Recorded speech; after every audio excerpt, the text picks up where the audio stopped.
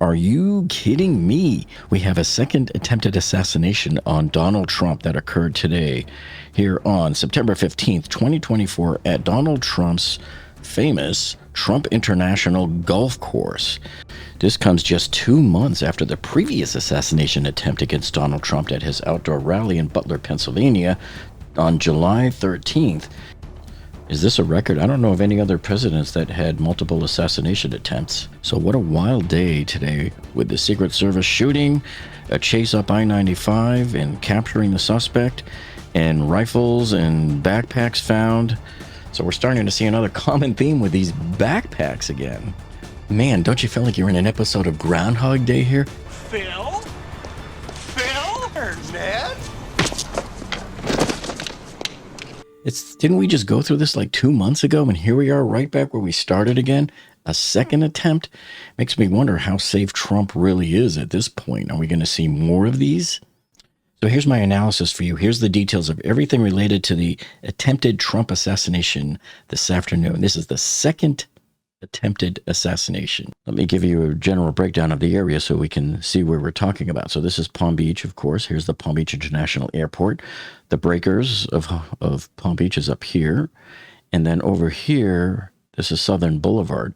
This is where Trump's Mar-a-Lago is. See, that's it right there.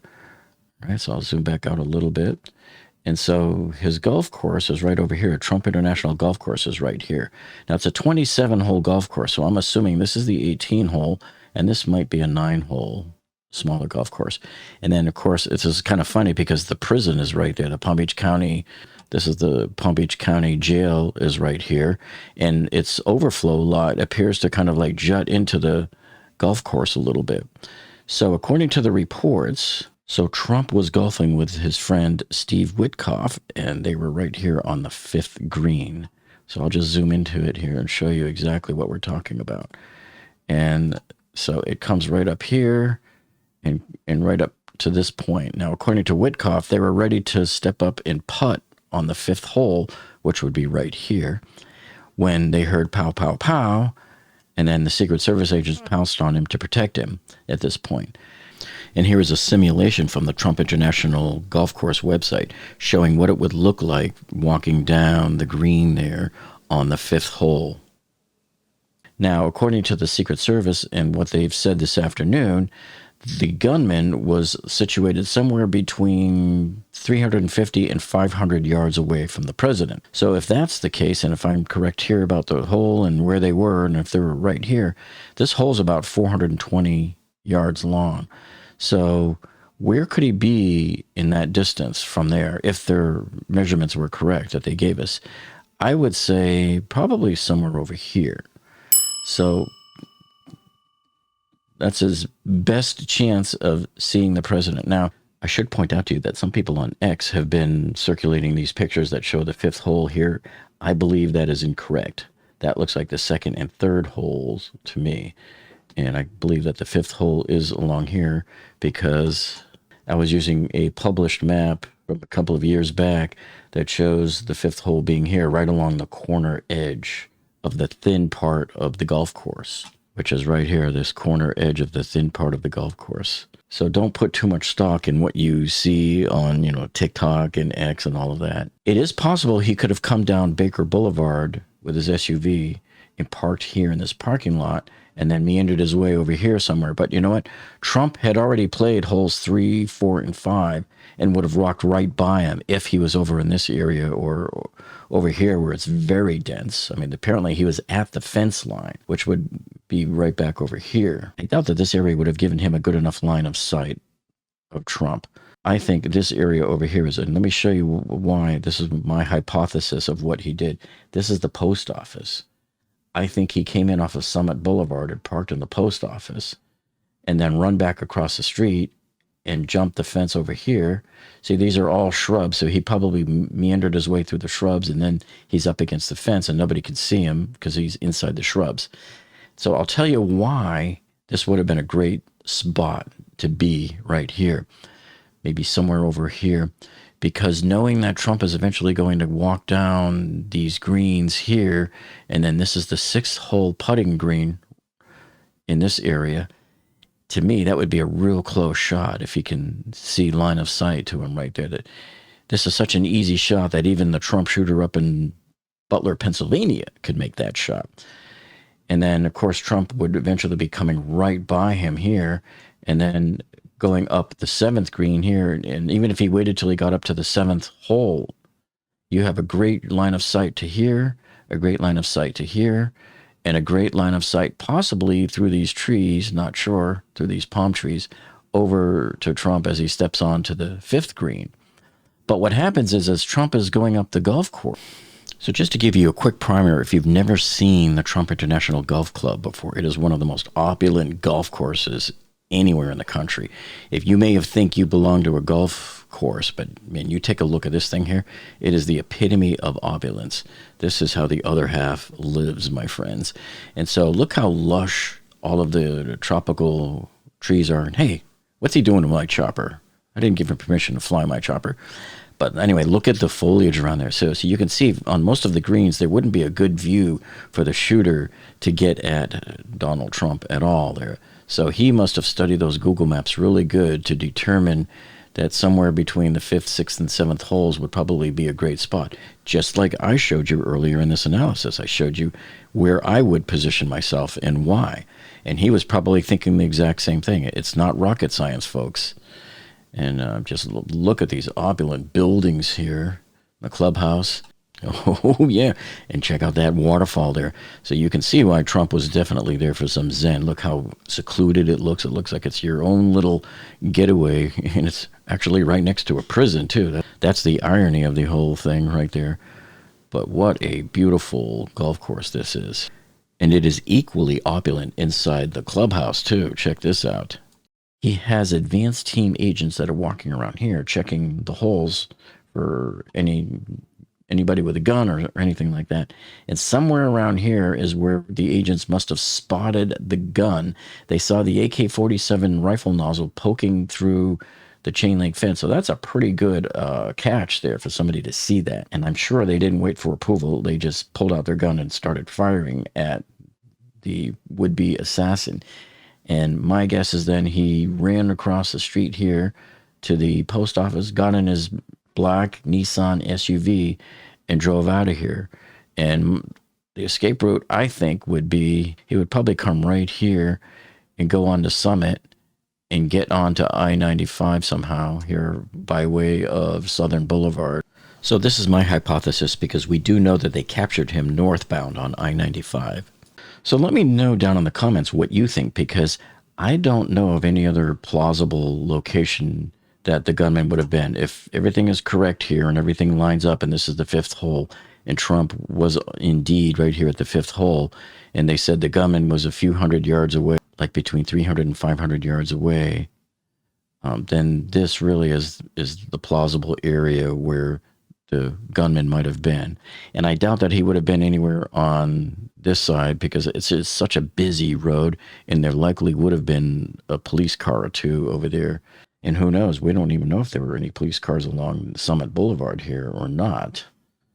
We do know that there was probably some over here at the main entrance. But either way, a witness had seen him running away from the golf course and get into a black Nissan SUV. And let's assume it was right here. And then the witness got a picture of his SUV with a license plate and gave it to the police. Okay, so we're going to assume he got onto Southern Boulevard, then on I-95, and then headed north. So at this point in time, as our suspect is driving north on I-95, the Secret Service sends out an urgent bolo to all the police agencies with the description of the car and the license plate. And immediately all of the police agencies all up along I-95 start to put cops all over I-95 at every exit here going north. And I heard reports that they were using license plate reading technology as well. So all the way up to Vero Beach or something like that, or Port St. Lucie, they had cops entering the highway here and ready to apprehend him. So now our suspect gets on I-95 and he's going north here and goes all the way up here to Palm City, Florida before he gets pulled over. So he's about 40 miles away. So let's take a look at where this is. This should be right at State Road 714 and I-95. So they had all of this blocked off. The cops had this entire area blocked off. You couldn't go north on I-95 there. And here's the scene from the Florida Department of Transportation cameras there. This is where they captured him. Now, I'm not sure which vehicle is his. Well, they'll come back to it in a second. So this shows the entrance ramp where I guess they were blocking it off. And the action's right up here where the cursor is. Yeah, there it is. So we know it was a black Nissan. Then the Martin County Sheriff's Office posted these two photos from the scene. And there you can see the black Nissan SUV that was pulled over. And they captured him without incident. And he was very calm when they captured him, like he knew it was coming. And dang, I'm a genius, folks. This is why you subscribe to this channel, for my great detective work in engineering and trying to figure out how things got the way they are. So look at this picture. This is where they taped off the area where they found his gun. And these are two photos that the FBI handed out at today's press conference to discuss the would-be assassination of Donald Trump. And here you can see the suspect left two backpacks attached to the fence there, hanging there. And they had several ceramic tiles in there, undoubtedly maybe to protect him from being shot. I don't know. Seems kind of crazy to me. And then, of course, you can see his AK-47 leaning up against the fence and the GoPro camera attached to it. So he just left everything and took off in the chain link fence, right? So they taped off this area. So let's try to find where this would be on the street, because I'm going to look for this drain. And I'm also going to look for these two palm trees. So here in Florida, we have these palm trees that have like some type of a white fungus that grows on the bottom of it. So if you look at the bottom here at this fungus, see how that looks like a happy face, so to speak, there in pattern on there.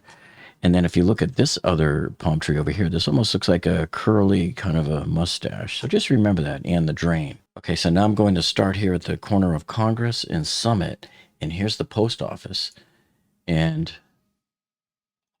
we're going to zoom right in here and get onto the street level. And here I believe is that drain right there, right?